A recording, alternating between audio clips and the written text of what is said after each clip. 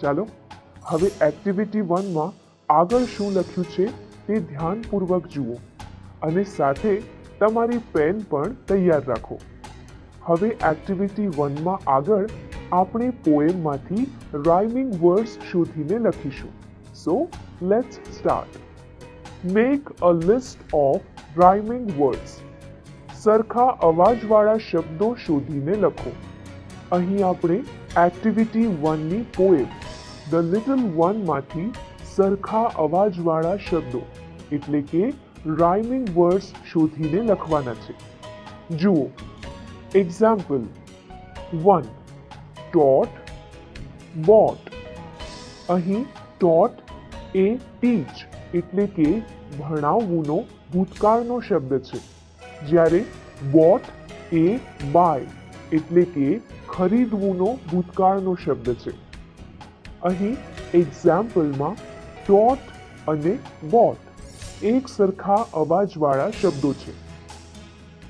ચાલો હવે આપણે આવા જ અન્ય રાઇમિંગ વર્ડ્સ આપણી એક્ટિવિટી 1 ની પોએમ ધ લિટલ વન માંથી શોધીને લખીએ।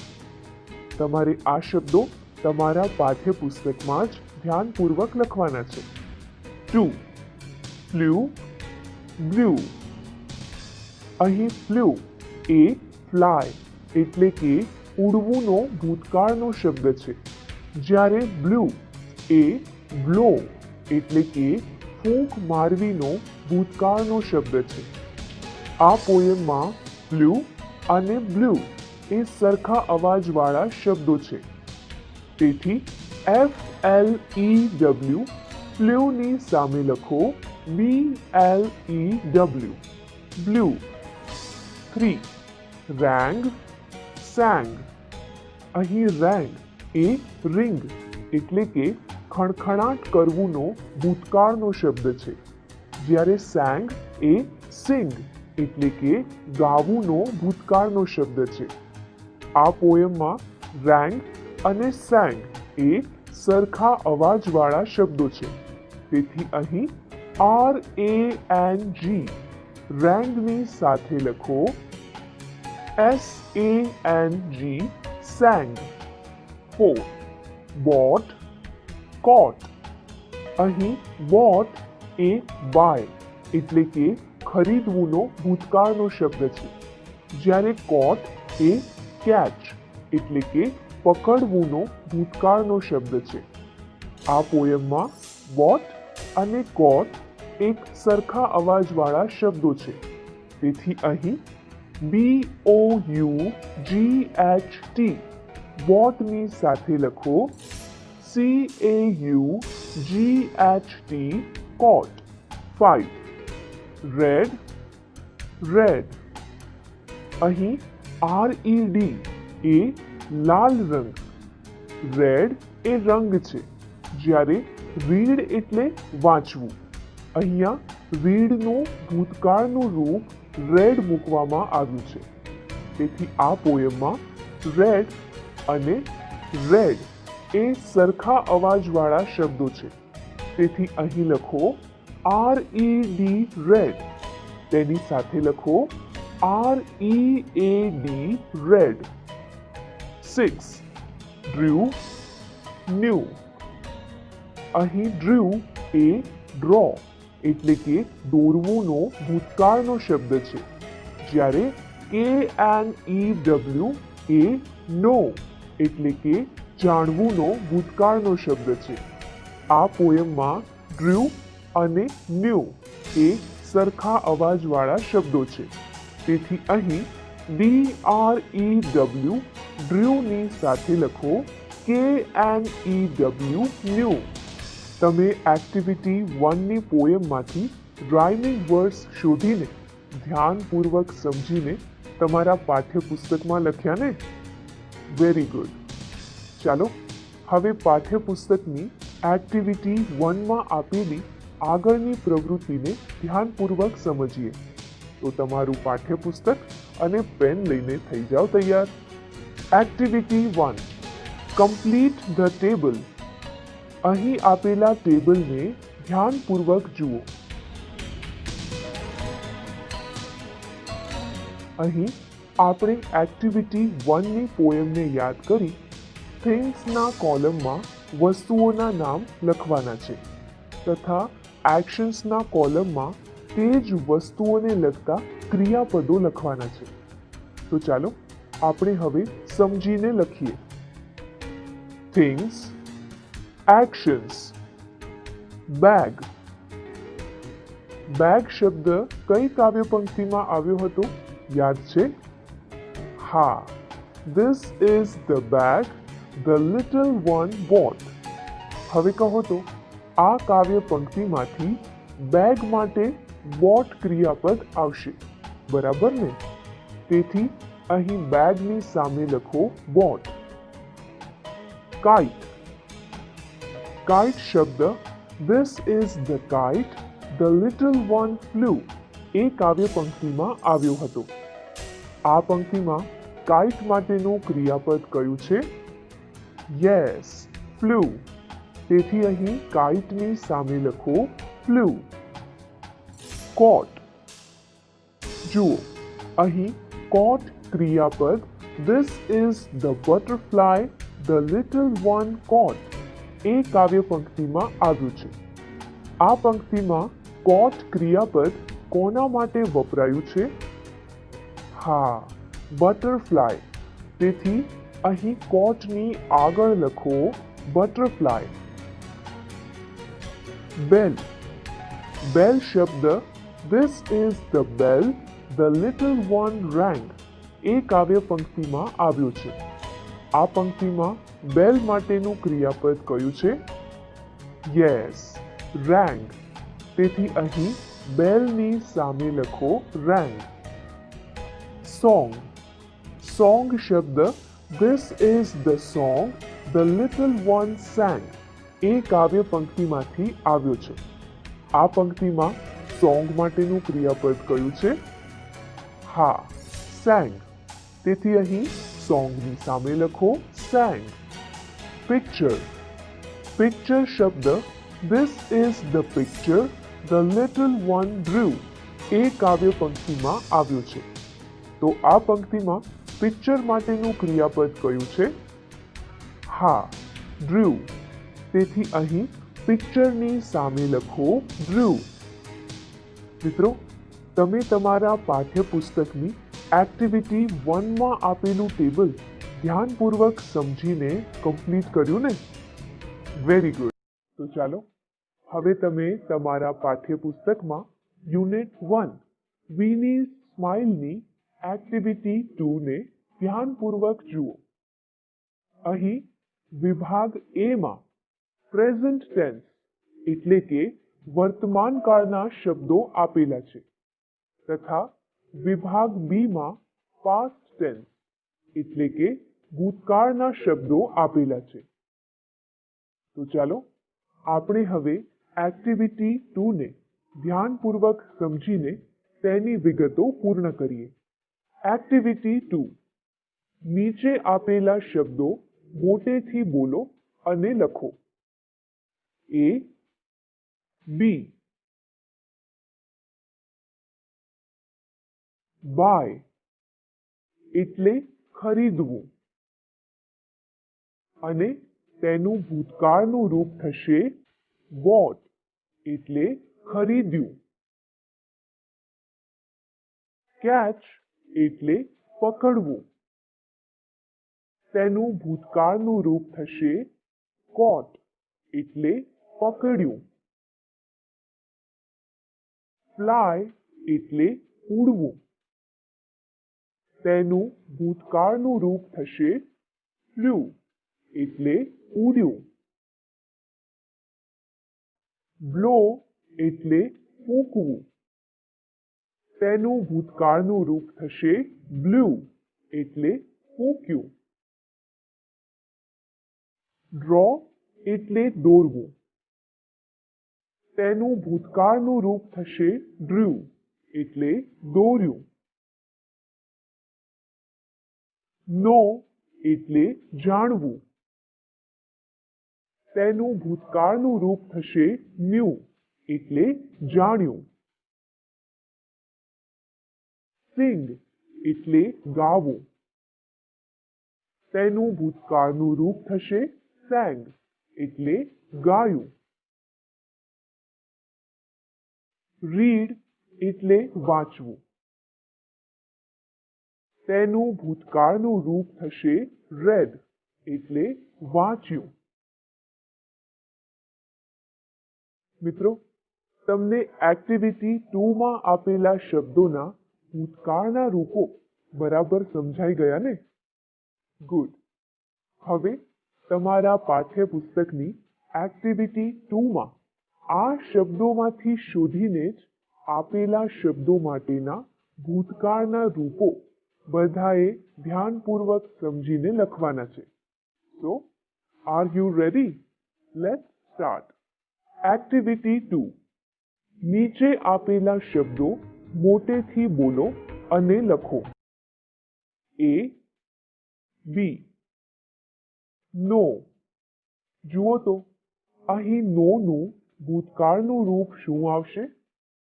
હા, તો લખો ન્યૂ. ફ્લાય. અહીં ફ્લાયનું ભૂતકાળનું રૂપ શું આવશે? હા, તો લખો ફ્લ્યુ. સિંગ. અહીં સિંગનું ભૂતકાળનું રૂપ શું આવશે? હા, તો અહીં લખો sang. બાય. અહીં બાયનું ભૂતકાળનું રૂપ શું આવશે? હા, તો અહીં લખો bought. રીડ. અહીં રીડનું ભૂતકાળનું રૂપ શું આવશે? હા, તો અહીં લખો read. કેચ.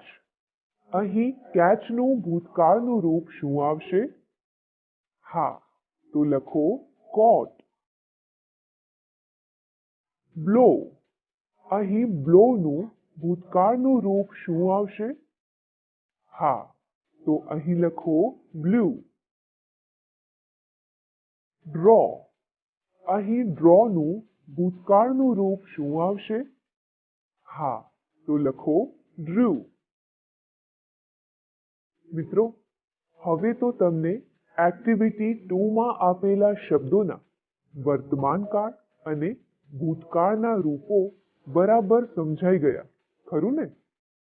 તો હવે આપણે એક્ટિવિટી 2 ના વિભાગ બી માં શીખેલા ભૂતકાળના રૂપોનો ઉપયોગ કરીને એક્ટિવિટી 2 માં જ આપેલી ખાલી જગ્યાઓ ધ્યાનપૂર્વક સમજીને પૂર્ણ કરીએ. તો ચાલો બધા પોતાના પાઠ્યપુસ્તકમાં એક્ટિવિટી 2 માં આપેલી ખાલી જગ્યાઓ ધ્યાનપૂર્વક જુઓ. આપણે તેને ધ્યાનપૂર્વક સમજીને પૂર્ણ કરીએ. એક્ટિવિટી 2. વિભાગ બી માંથી યોગ્ય શબ્દો પસંદ કરીને ખાલી જગ્યા પૂરો. 1. My mother dash sugar from the market. માર્કેટમાંથી તો ખાંડ ખરીદવી પડે, તેથી આ ખાલી જગ્યામાં વિભાગ બી માંથી બાયનું ભૂતકાળનું રૂપ bought લખો. My mother bought sugar from the market. 2. We dash kites last Uttarayan. ઉત્તરાયણમાં તો પતંગ ઉડાડાય, બરાબર ને? તેથી આ ખાલી જગ્યામાં વિભાગ બી માંથી ફ્લાયનું ભૂતકાળનું રૂપ ફ્લ્યુ લખો. We flew kites last Uttarayan. 3. My younger brother dash a beautiful picture in the school competition. અહીં સ્કૂલ કોમ્પિટિશનમાં સુંદર ચિત્ર દોર્યું હતું તેમ વાત થઈ છે. તેથી આ ખાલી જગ્યામાં વિભાગ બી માંથી ડ્રોનું ભૂતકાળનું રૂપ drew લખો.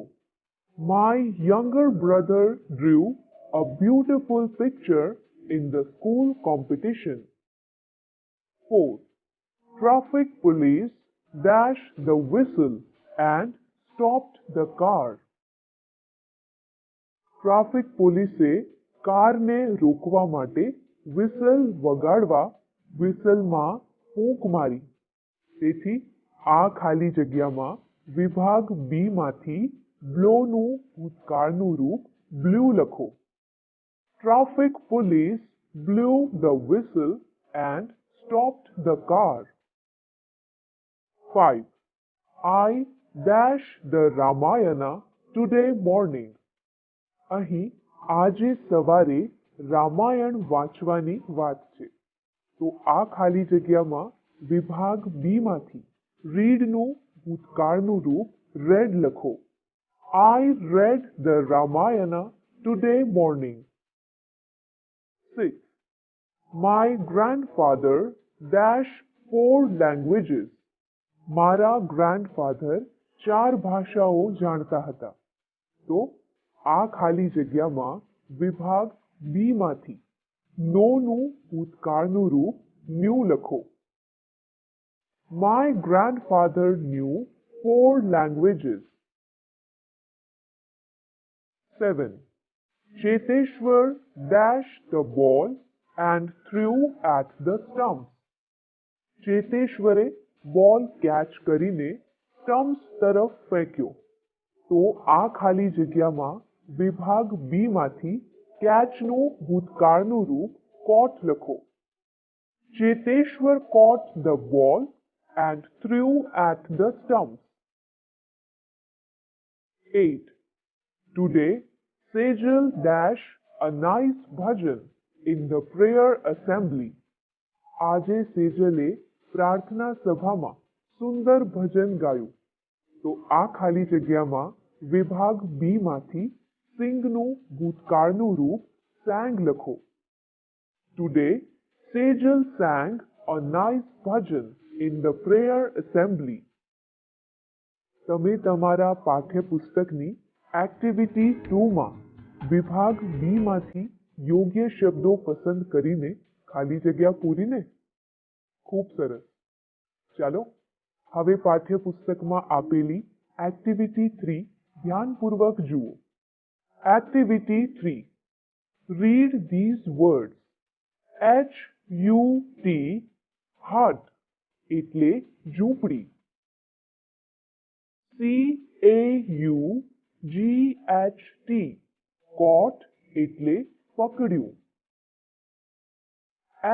HUSBAND husband એટલે પતિ. DROPPED dropped એટલે પાડ્યું. ANGRY angry એટલે ગુસ્સે થયેલું. SILVER સિલ્વર એટલે ચાંદી. ENJOYED enjoyed એટલે માણ્યું.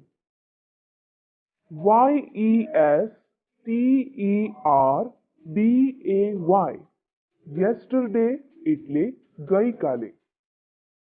મિત્રો, તમે પાઠ્યપુસ્તકની એક્ટિવિટી 3 માં આપેલા વર્ડ ધ્યાનપૂર્વક વાંચ્યા ને?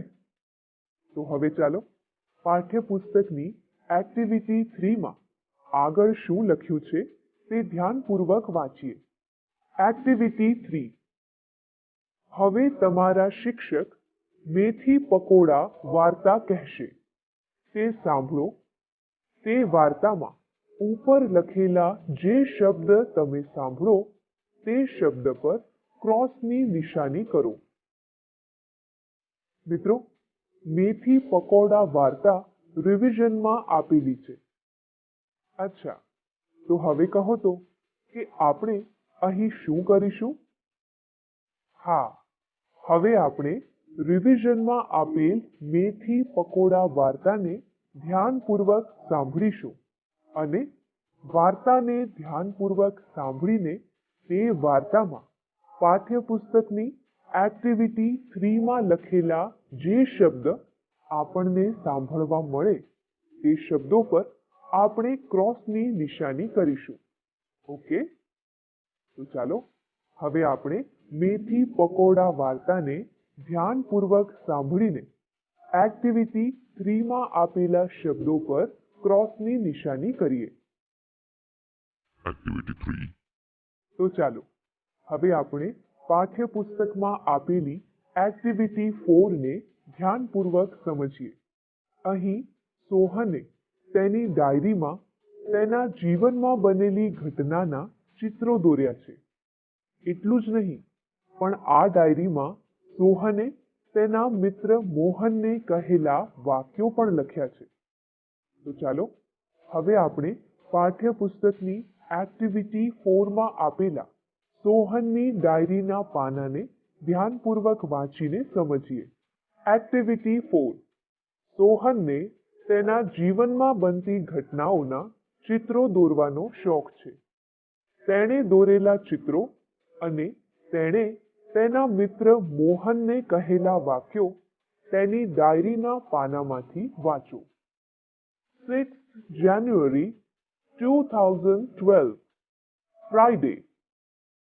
6ઠી જાન્યુઆરી 2012 શુક્રવાર. It was 6th January 2012. તે 6ઠી જાન્યુઆરી 2012 નો દિવસ હતો. It was my birthday. તે દિવસે મારો જન્મદિવસ હતો. My father bought a bicycle for me. મારા પિતાએ મારા માટે સાયકલ ખરીદી હતી. 11th February 2012 Saturday. 11મી ફેબ્રુઆરી 2012 શનિવાર. I took part in bicycle race. મેં સાયકલ રેસમાં ભાગ લીધો હતો. I won the second prize.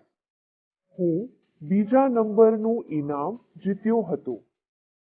I also won this trophy. હું આ ટ્રોફી પણ જીત્યો હતો. 4th May 2012 Friday. 4થી મે 2012 શુક્રવાર. Look at this picture. આ ચિત્ર સામે જુઓ.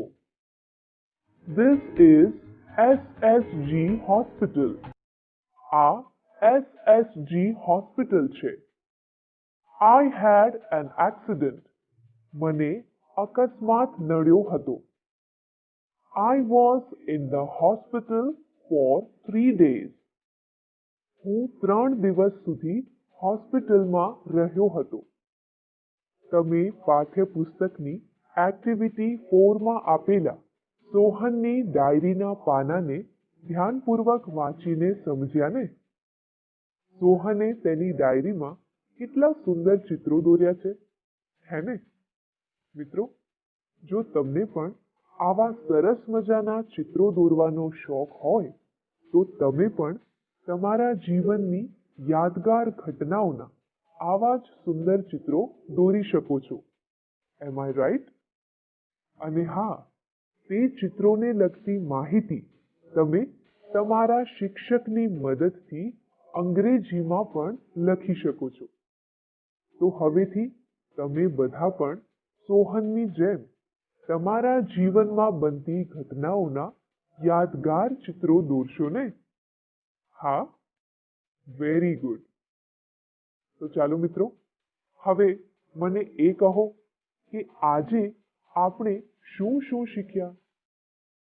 યસ, આજે આપણે યુનિટ 1 વિનીઝ સ્માઇલની એક્ટિવિટી 2, એક્ટિવિટી 3 અને એક્ટિવિટી 4 નો ધ્યાનપૂર્વક અભ્યાસ કર્યો. બરાબર ને? એક્ટિવિટી